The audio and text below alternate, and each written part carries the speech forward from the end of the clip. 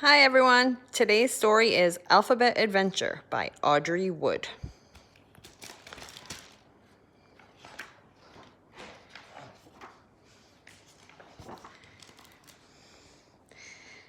The little letters from Charlie's alphabet had worked hard all summer long, learning how to be a good team. At last, their teacher, capital T, was taking them away from Alphabet Island to their very first day at school. They could hardly wait. It was time for them to help a child learn his ABCs. But as they were marching over a bridge, the little letter I tripped on a bump. "Help!" she cried, tumbling into the water below. Working together, the letters quickly made a chain and rescued little I. "Good work, Charlie's alphabet," capital T said. "Now please return to your alphabet order." The little letters were so excited that many forgot their correct places. Some didn't face front or stand straight, and others turned upside down.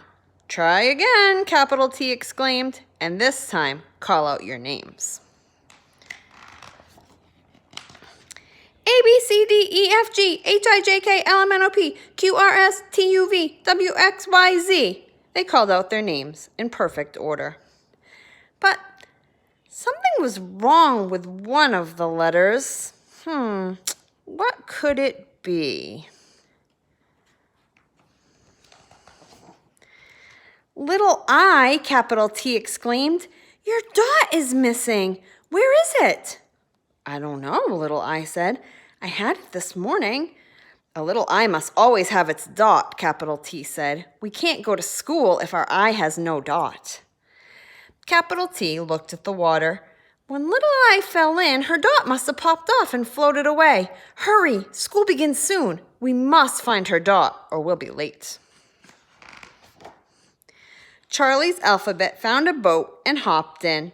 They traveled through the canals of the island searching for the dot, but they didn't see it anywhere.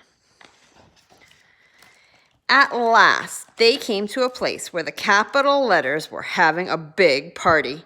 "Maybe my dot is at the party," little I said. The little letters searched high and low, but they still couldn't find the dot. "I'm sorry," capital T said. "I'm afraid little I's dot is lost forever." Each letter had worked so hard to make Charlie's alphabet perfect. Now no one would be going to school. All of the little letters burst into tears. Capital I stopped by to see what was the matter. "Maybe I can help," he said. "Dots love to hide, and they're difficult to find. But I have a plan." Capital I whispered his plan to the little letters. All of the letters except little I raced down the streets of Alphabet Island, searching for what they needed to make the plan work. Before long, they returned with the things they had found and lined up in alphabet order. Capital I spoke loudly. "Because we cannot find little I's dot, she must choose one of these things to put in its place."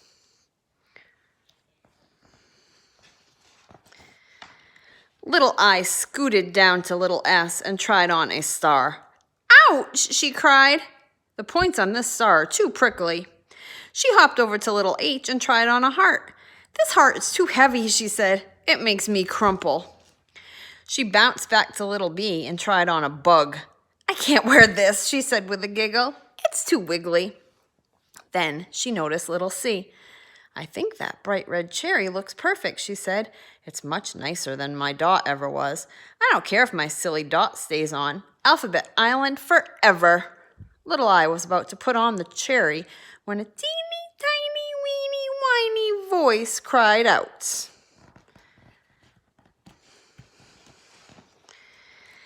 "I'm not silly!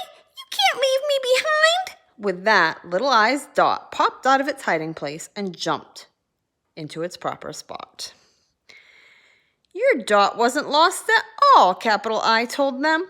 "It was just following you around playing hide and seek."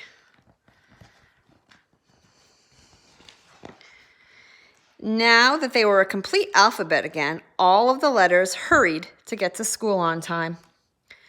1 minute before the bell rang, the little letters climbed aboard a yellow pencil and took off. When they arrived at their school, capital T pointed to a boy staring at a blank piece of paper. "It's time for you to go to work, little letters," she said. "That boy needs your help to learn the alphabet. Can you guess his name?" They all looked closely at the boy. Suddenly, they knew where they belonged. The little letters were so happy, they jumped for joy and made their very first word. And what does that word say? That is Charlie. See you tomorrow.